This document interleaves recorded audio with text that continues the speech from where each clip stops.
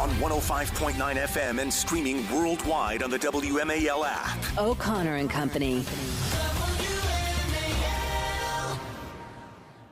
It's 7:36. O'Connor and Company, a super busy day. Coming up at 8:05, Governor Scott Walker from Milwaukee. I'm sure he's very proud of how Wisconsin's looking so far. The big question is, will Wisconsin look good on Election Day? Because that's why they're there. So we'll get into it with Governor Walker of Young America's Foundation. Now, I'm Larry O'Connor. That's Julie Gunlock. Good morning. Good morning. Julie. And here is Brent Bozell, Media Research Center. Brent, good morning, my friend. It's always good to hear from you. Good morning. There's so much to discuss, but let's first address MSNBC's decision to pull Joe and Mika from their morning broadcast yesterday out of respect and decency for the attempted assassination of Donald Trump. It's hard not to see that as an admission that there's something broken about that show, isn't it, Brent? Otherwise, why wouldn't you want your lead morning show to be there on a huge news day like that? Of course, and I think it's actually worse than that. They don't trust him. They can't trust their own show not to go into the direction that the media have been going in for the last couple of years about Donald Trump, about him being a threat to democracy. Because it's not just that statement that they're making, but the hysteria behind the statements that they're making. We pulled up a couple, if you don't mind. Please. Just to give you an example of them.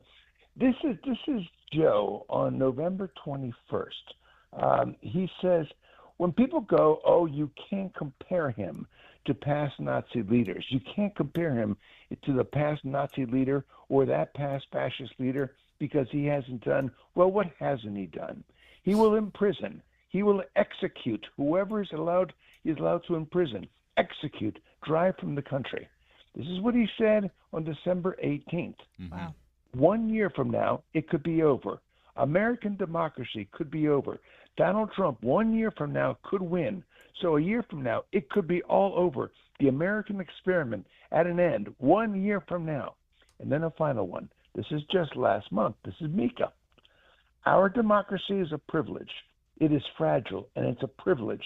And Republican leaders following Donald Trump's autocratic tendencies are validating and reinforcing this violent, anti-democratic way in such a grand scale.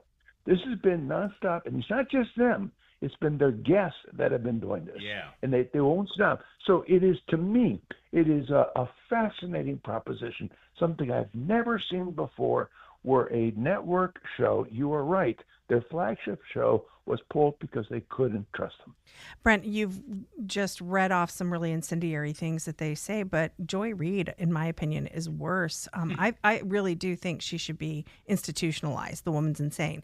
For her own safety as well as safety of the country. Why was she on last night? Did they figure just it was later in the day, or did they have a stern talking? She didn't seem to be in control yesterday. She was sort of up to her old habit of saying crazy things about President Trump and a future administration. What do you think the decision was to let her on, but to pull Joe and Mika? To be blunt, a black female. Yeah.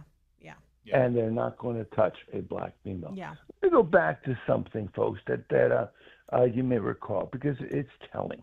Let's go back 29 years to the Oklahoma City bombing that took place. After that extremist terrorist blew up that building, a right-wing terrorist, Frank Gumbel went on national television, and he specifically called out Rush Limbaugh and blamed talk radio for it. He was arguing with Ollie North.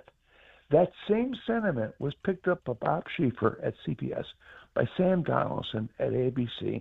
It was picked up by David Broder in the Washington Post. It was used by LA Times. It went countless different places. Time magazine called your industry, Larry, Julie, called you unindicted co-conspirators in this terrorist act. Yeah. Okay. If that's fair, what's good for the goose is good for the gander. That's right. And I will hereby say that Joy Reid and Scarborough and Mika and the countless other people in the national news media that have been pushing this narrative that Donald Trump was an existential threat to America. They are unindicted co-conspirators in an attempted assassination of the president. We are speaking with Brent Bozell. He's the founder and president of Media Research Center. And Brent, if I could ask you to take your media analysis hat off just for a moment, because you're also a true American patriot and a conservative to the marrow. Your conservative credentials and family tree and legacy include names like Buckley, and you've been doing this since the Reagan administration. A lot of people are talking about the astounding scene last night with a very populist running mate named in J.D. Vance, the president of the Teamsters addressing the Republican National Convention for the first time. And the word realignment of the political parties is being tossed around very, very casually right now. I would love for you as a conservative, as a Reaganite, to analyze that for me and give me your perspective. I have seen this realignment coming for years, and you're seeing it in a variety of different issues. The Teamsters, the unions, are just one manifestation of this, where the left has become increasingly the party of the elites, and the right has become increasingly the blue-collar label. It's a complete flip. But look where the right and the left are joining on other issues. And you saw it last night, on the Chamber of Commerce. The Chamber of Commerce used to be the heart and soul of the financial picture for conservatives. Today, it's public enemy number one because it's out for itself, and both sides are aligned against it. Look at antitrust legislation with big tech. What you're seeing is the left and the right coming together. But the ones that are coming together or the populist wing of the Democratic Party and the populist wing of the Republican Party. Donald Trump clearly has redefined this party. He's gone from free trade to fair trade. That's another issue that was once dominated by the left. It's coming over to the Republican side. So it really is fascinating to watch, to see that the Republican Party really is a party of ideas, and the Democratic Party is increasingly isolated, and the idea of the welfare state, where all they can do, and it's powerful though, is use the force of the federal government simply to give you money, to forgive all of your debts, and that's the only thing they have going for them. They're not advancing any idea, any new thing to create jobs, any new things to bring in prosperity, any new things to reduce the debt. They're not increasing anything other than spending and taxes and giving away money to special interest groups. Brent Bozell, president of Media Research Center. By the way, his memoir, I don't mention it enough. It's a wonderful book called Stops Along the Way.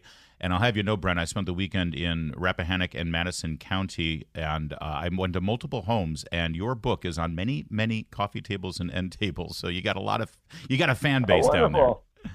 Wonderful. Thanks, Brent. Enjoy the convention. It is 7:45 now. WMAL traffic.